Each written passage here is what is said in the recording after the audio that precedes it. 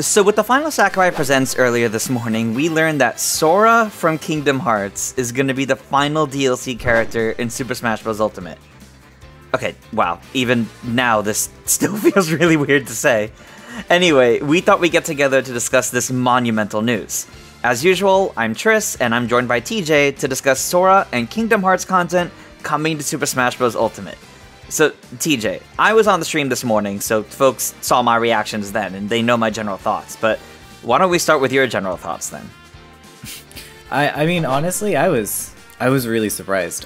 I wouldn't say that I gave up on the thought of Sora being in Smash, but it really didn't, like, come across my mind. Like, heck, if you asked me yesterday what I wanted, I probably would have said Bandana D, because, I mean, I still kind of want him, but it was one of those, it just, the thought never crossed my mind, really. So it was really, really cool to see that they actually went ahead and did it. It feels really good to, I guess, see him. He's been in my lifetime a lot, as well as I'm sure many others. It's not a new series, that's for sure. No. It's been really pleasant to, I guess, sort of see that, and a lot of the reception for it, too, even.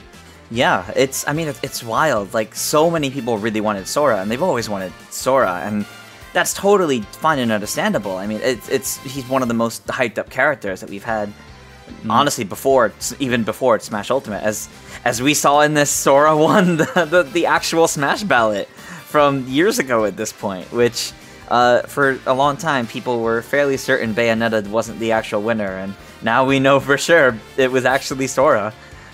I still never thought Sora was going to happen, though. Like, so many different factors. Like, I thought Disney really would have been that hard to deal with, that they just wouldn't have.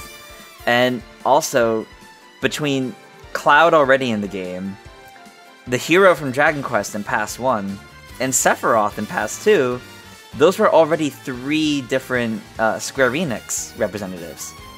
And now Sora's the 4th, and I'm pretty sure that makes Square Enix the largest represented third-party company in Smash, which is also really neat, honestly. Yeah, honestly, it is really nice to see. Square Enix definitely does a lot of really iconic stuff. Final Fantasy, to say the least, honestly. I'm sure someone has written a novel on it.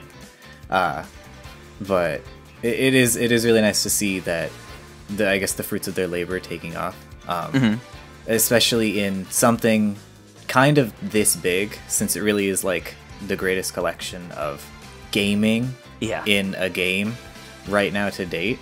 Yeah, no, definitely. It works too to have Sora be the one to close it out, since, I mean, he's all about crossover. It's Disney crossovers, but all about crossovers. But that's more for you to bring up, because you're our big Kingdom Hearts fan here. I think out of everyone on GameXplain staff, I think you're the one who knows the most about it. That's why we're having this discussion here.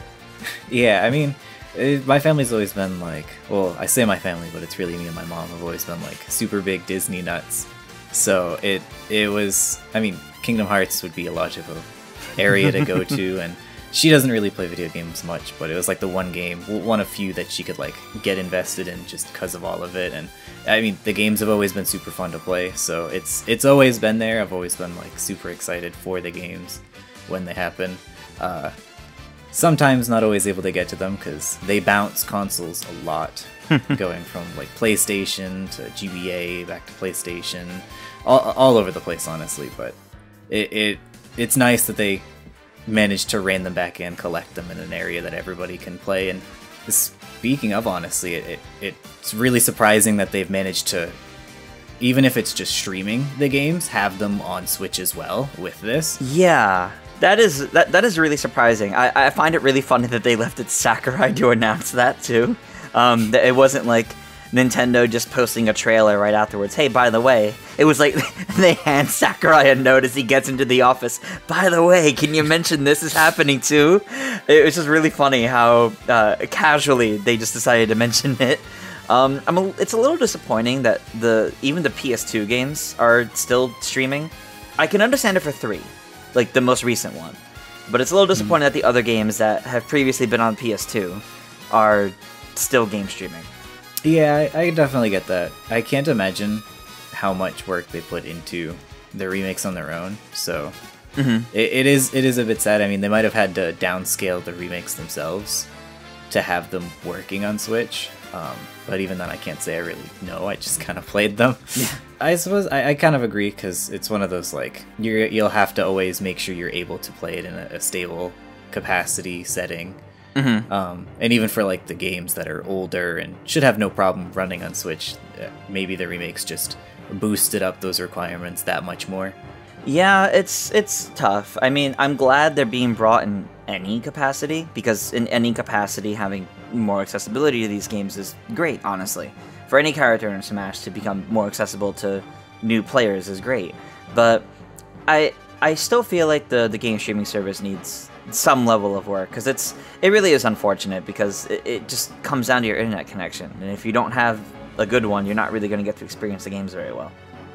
But that aside, before we get even further into Sora, I do want to quickly address the prediction I had that was right, which is that we would be starting with the Mii costumes before even learning who the character was. I called the direct announcing the Sakurai Presents and only that, and I'm happy about that. I'm surprised, but I got it right, but I did. And then same thing with the Mii costumes, I called it like right before the stream. But I'm kind of surprised at how little is here for this final set of Mii costumes.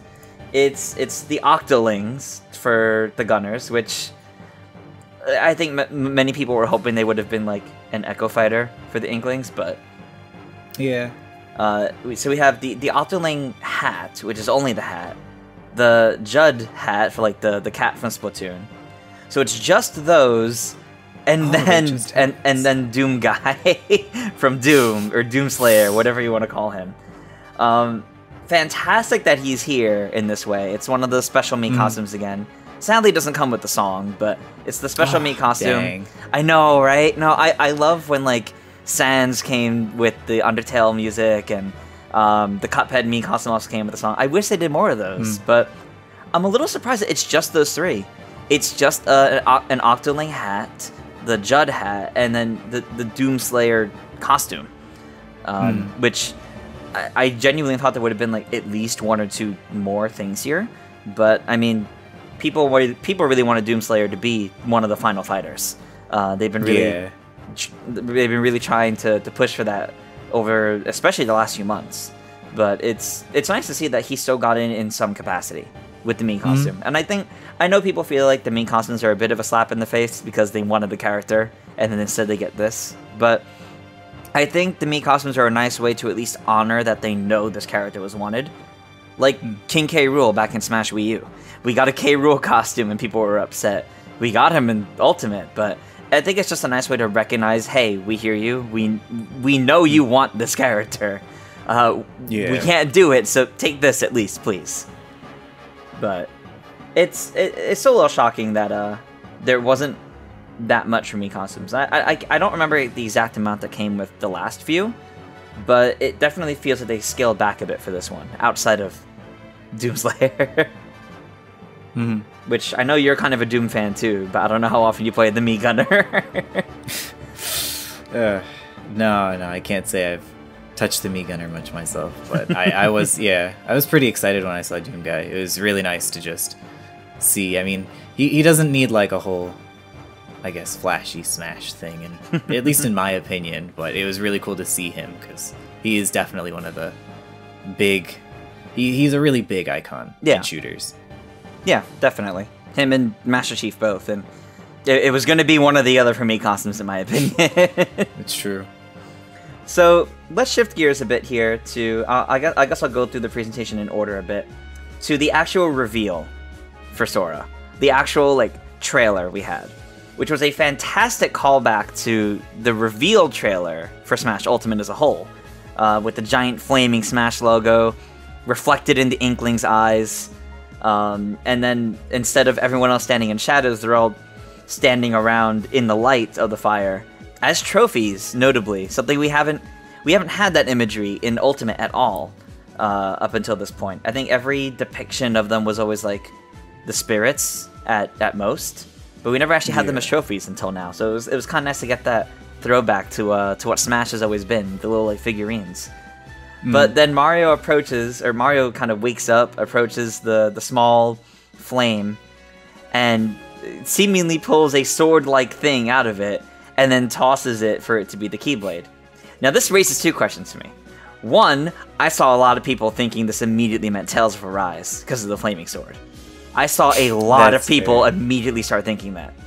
Two, does this mean Mario's a Keyblade wielder? Thoughts?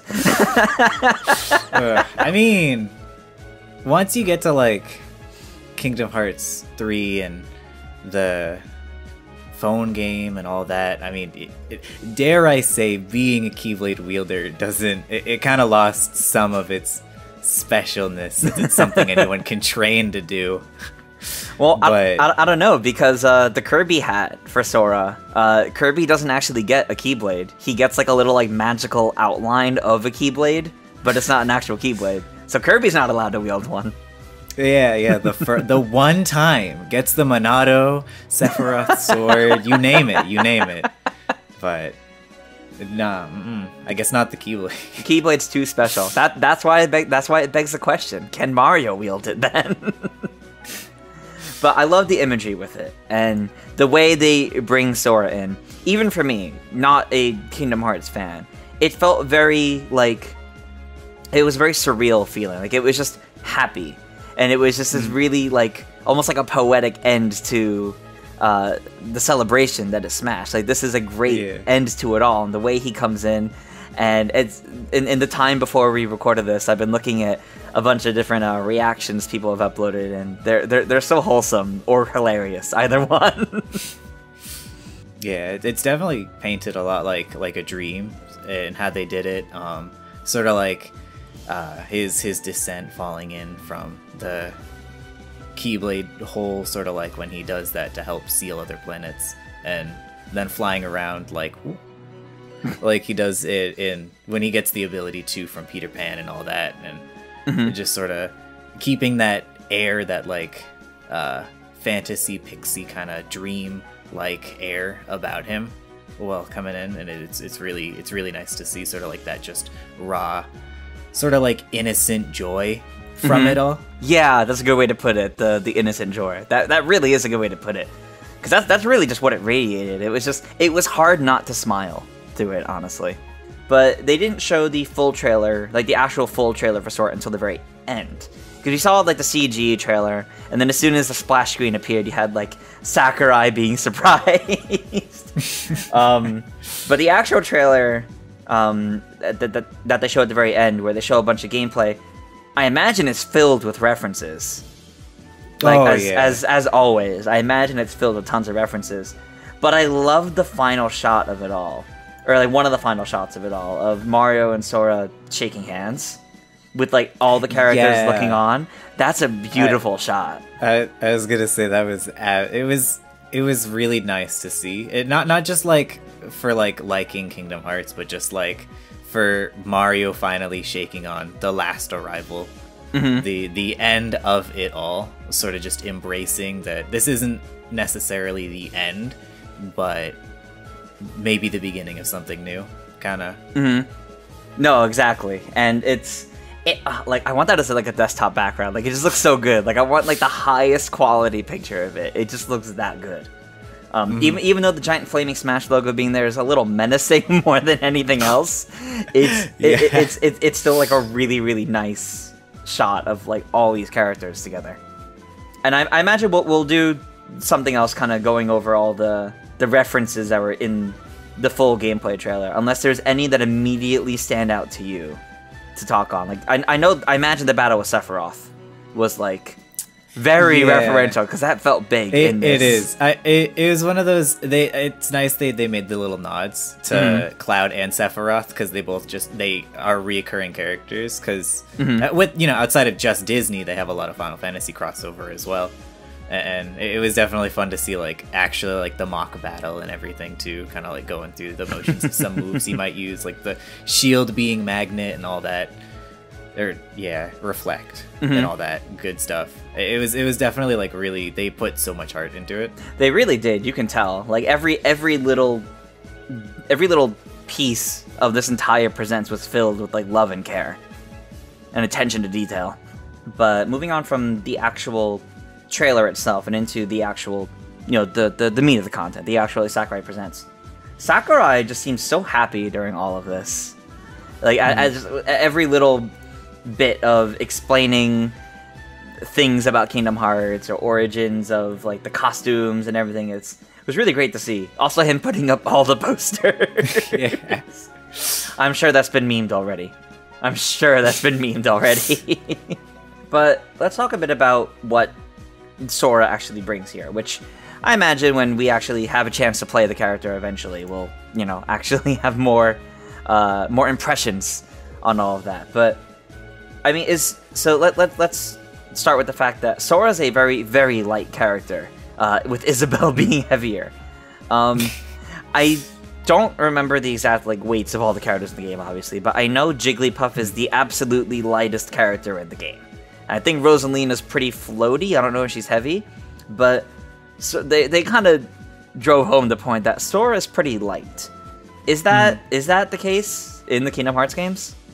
I mean, his jumps have always felt like a little floaty, kind of gets more airtime than you would think, and then sort of like with the whole in Kingdom Hearts 1 with the Peter Pan stuff and him being able to glide and fly and all that, kind of just gets reinforced over the course of Kingdom Hearts, sort of like his always ability to glide and kind of like because I mean, if you know Peter Pan, you can only fly when you think happy thoughts, so it sort of drives home more of that innocence in Sora, that he's always happy, he can almost always glide and fly and all that. So he's always been kind of not just floaty in design, but also floaty in character. Yeah, that's fair. Now, does that mean he's not happy in Smash Bros. Because he can't actually fly? I mean, maybe if you count his dash, but even then, that's true. No, he does a lot of floating and aerial stuff. Yeah. Yeah, go ahead. Speaking of aerial stuff, I really like that they reinforce sort of that aerial in his kit, because a lot of the time, when you do gameplay, you usually want to do those air combos, and then I really like that they actually make it transition into ground combos if you cancel it, kind of like you actually do in Kingdom Hearts. So a lot of the time, instead of getting your finishers, you want to segue it into more. Yeah, I mean, Sakurai even mentioned that if you've played the Kingdom Hearts games, he'll feel very familiar to he does in those games, and that makes me think back to Min Min in ARMS, for example, because Min Min feels like you're playing ARMS when you play as her. And Sora's combat looks fun, honestly, but it definitely looks similar to the Kingdom Hearts combat. It looks like they really managed to find a way to make that work. The aerial combos and the amount of aerial options he has scares me, though. He looks dangerous. It really does look like you either you knock him out of the stage or he's coming back, and then some. I look forward to in 3 weeks after he's out and been out for a week, and we see all the Smash Top players going on about how Sora can chase you off stage anywhere. He'll be able to from anywhere, and it's terrifying, but it's really exciting too, because this invokes a lot of the feelings that Bayonetta gave back in Smash Wii U and 3DS. Bayonetta was all about the aerial combos, and she could chase you from anywhere, and she was terrifying. And we're seeing that again here, and it looks to be pretty great, though. Before we go further into his moveset, I do want to talk a bit about the different costumes they gave him, because that also has a lot of love and care put into them. Because he's got his design from Kingdom Hearts 1 to 3D or Dream Drop Distance, whichever people call it, and the Kingdom Hearts 3. And the renders even reflect that. They're in all those poses too, which is really cool. I like the fact that even though I think he's mostly representative of his appearance in 1 in terms of gameplay, right? I think. I mean, in terms of gameplay, it's kind of tough because there's a lot of overlap. He learns a lot of skills. Some skills will remain across games, and then sometimes he'll have to relearn them in a game. It's just there's a lot of if he kind of feels like a character that grows outside of the occasional times where he gets regressed. Okay, that's interesting. But that's more story. I think part of the whole thing is like seeing Sora grow through the games anyway. But it is nice to see that even though it seems that the main depiction of him is, I'm gonna say Kingdom Hearts 1 because that's the default outfit. It is nice to see that they brought in the other ones, but they didn't only bring in those. I'm going to the video to see. His 6th outfit is the Kingdom Hearts 2 Valor form, which what what is that? Because I don't know that. Yeah, so it's also that one and the one after it. Their Valor and Wisdom form. Yes. They were both added in Kingdom Hearts 2 as sort of like an augment to your gameplay. It's sort of he'll use the power of his friends, in this case Donald or Goofy, depending on which one. And then he'll kind of have like a different kit as well as like different specialties. So like Wisdom form would be more ranged and magical, kind of like Donald, and then Valor form would be more melee based and sort of that stuff like Goofy. Oh, okay. I see. Yeah. That's actually pretty interesting. There was also the Kingdom Hearts 3 Ultimate form, which fitting for Smash Ultimate. But that's true. So what's the deal with this zebra costume? I mean, Kingdom Hearts 3 kind of did the same, except it was more like based off of whatever weapon you used. You got like different forms that way and stuff. Okay. There were a lot of different ways to get like different forms and whatever, and this is sort of like, because Kingdom Hearts 2 had 2 other forms on top of it. This was sort of like the final form's natural progression into ultimate form for Kingdom Hearts 3. Okay, I see. Huh, alright. But then the final costume, which is my personal favorite one, because it's just goofy. Not actually goofy, but it's silly goofy. It's the Timeless River costume, which it looks like the really like classic the Steamboat Mickey, like black and white cartoons, and I love this design with the little like Pac-Man eyes, and oh, this is so good. Yeah, it was really cool to see.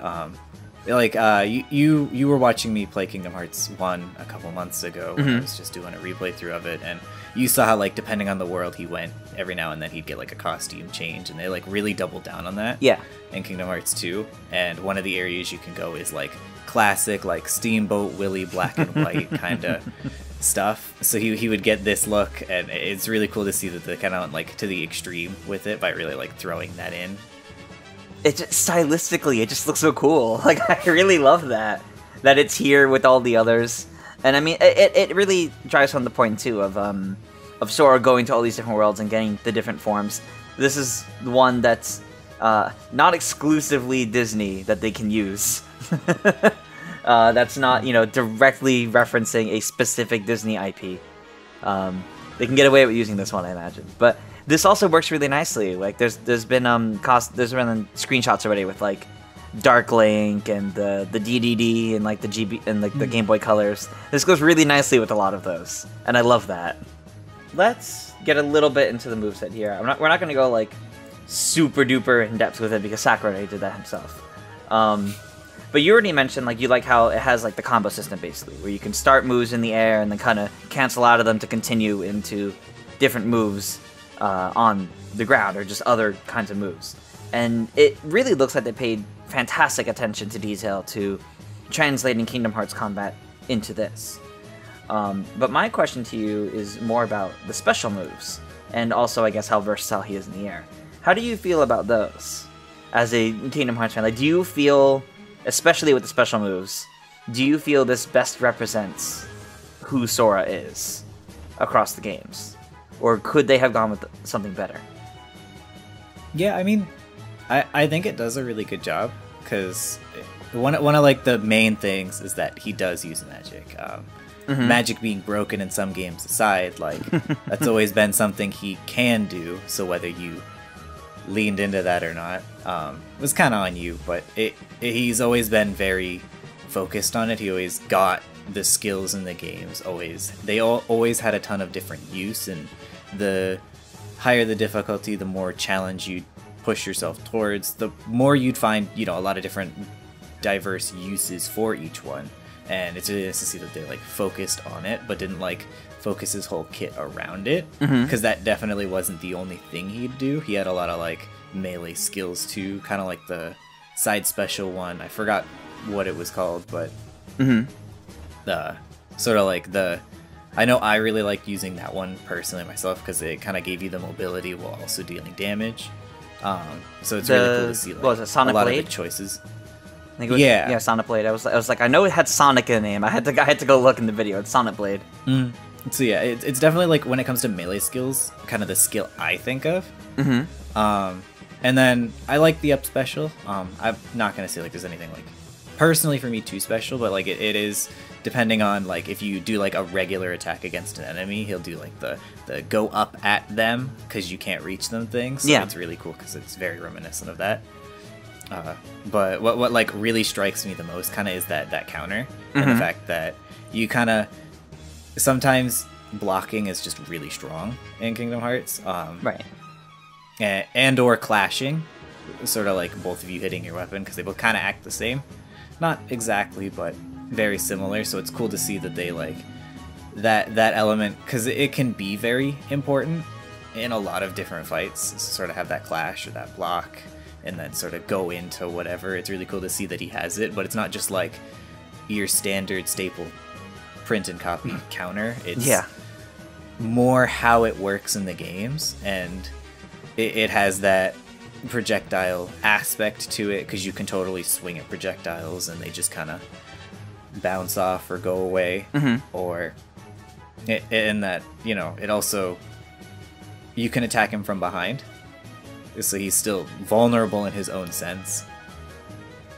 That makes sense. And I love the fact that when you really look at things, there's some characters, but a lot of characters where the counters still kind of work differently from each other and feel different from each other, even if it's just a different visual effect.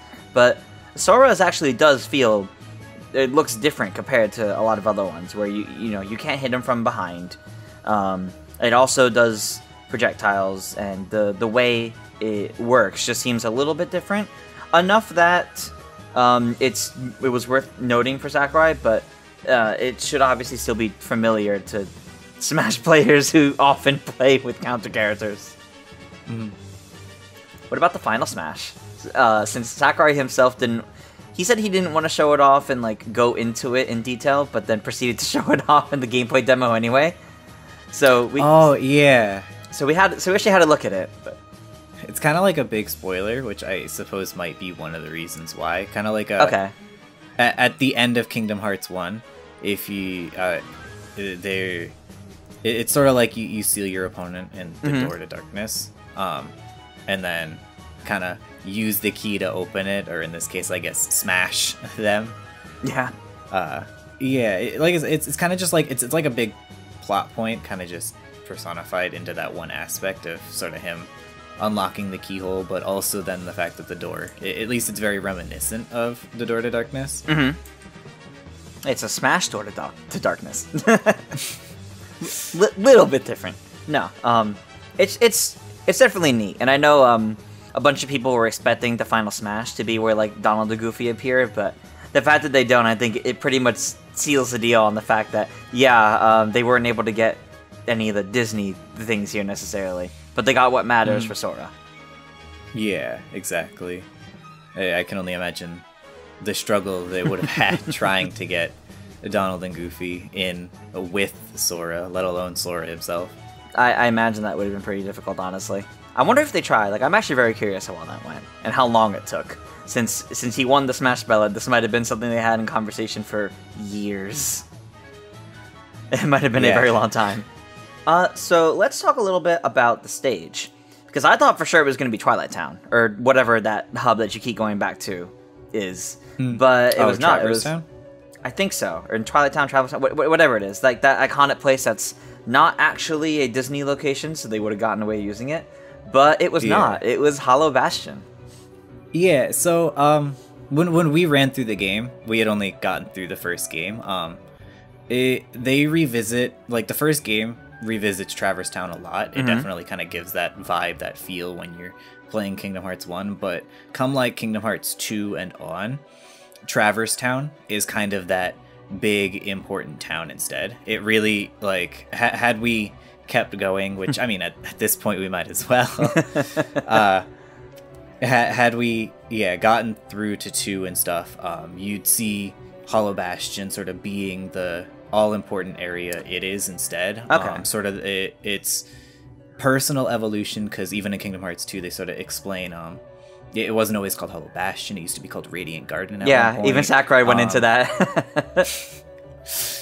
It just sort of how much of an impact that town has, more so than Traverse Town. Okay. So it definitely makes a lot more sense that they picked Hollow Bastion or Radiant Garden, whichever you want to call it, over, say, something else like Traverse Town or the world that never was. Yeah, I think that makes sense. It's another iconic place that isn't, you know, in a specific Disney world. So they have a bit more leeway to use it, and it's more iconic in that case, I guess. It's more meaningful. It's like Sephiroth's stage in multiple ways. The Northern Cave, whatever it's called, where it's a big iconic part of the game, major part of the game, and it's also a mostly cinematic stage. The stage itself doesn't look like there's any hazards or any like real things going on other than the one platform, and everything else is just kind of a cinematic thing happening in the background, which is nice, honestly. But let's talk about that change that happens either when time starts running low or when stocks are low, where like the whole background changes and it turns into like the nice like stained glass kind of appearance with various cameos. I think Sakurai calls it Dive to the Heart. Oh, I guess that makes sense. Yeah, it's kind of like a personal like just self-discovery journey or whatever into your heart, of course. Yeah. It's a lot of like at the beginning of a lot of games, you'll always like see this area. It'll in like 1 and 2, it'll ask what weapons or traits you want to focus on, all that. Oh, it's that. Okay. Yeah. So it's really interesting that they took that. It's definitely like an important part of the game. I'm sure no one would question that. So it's really interesting to see that they sort of like included that in it. They did at some point start using more Kingdom Hearts focused murals. So it's not like out of place that they have ones for it. Okay. It makes a lot of sense, but it is kind of funny, I guess, to say that there are none of the Disney ones because they've never shied away from having all the extra Disney shown in them. Yeah, I think Smash makes a good distinction for what is Kingdom Hearts specifically and what is Disney. Yeah, if it was tough to figure out before, it's not now. Yeah, definitely.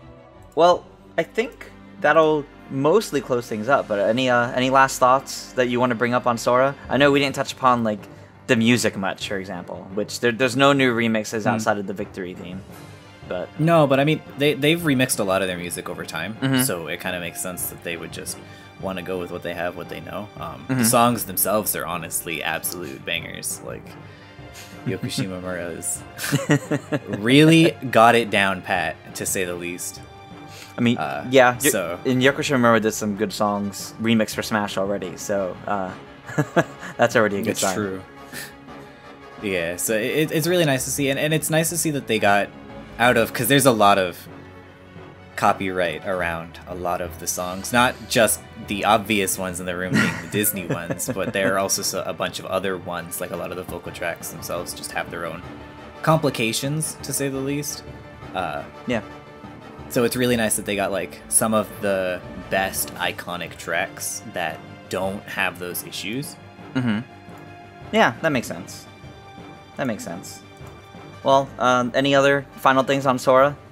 Because I think he looks great, and I'm excited, even though I'm not much of a Kingdom Hearts fan. The wait till October 18th will be a little bit long, but I'm excited for it.